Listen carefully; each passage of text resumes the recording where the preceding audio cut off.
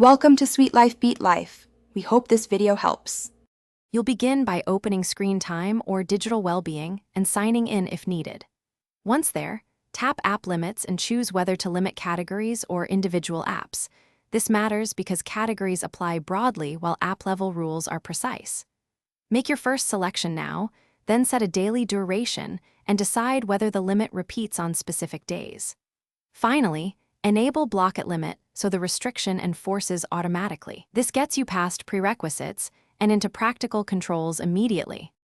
Once the basic limit exists, refine it with custom days and time windows to match your routine. For example, set shorter limits on workdays and longer on weekends. This helps reduce friction. Next, integrate downtime and always allowed lists so essential apps remain usable while others are blocked.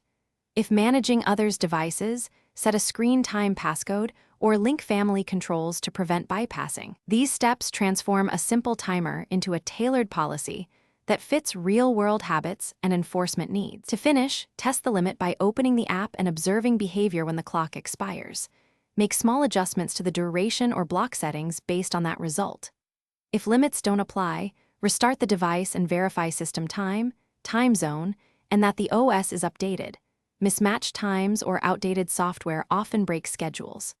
Finally, if permissions or passcodes cause issues, check Family Organizer settings or reset the screen time passcode. These quick fixes solve most enforcement failures. Thanks for watching. Consider subscribing if we helped you.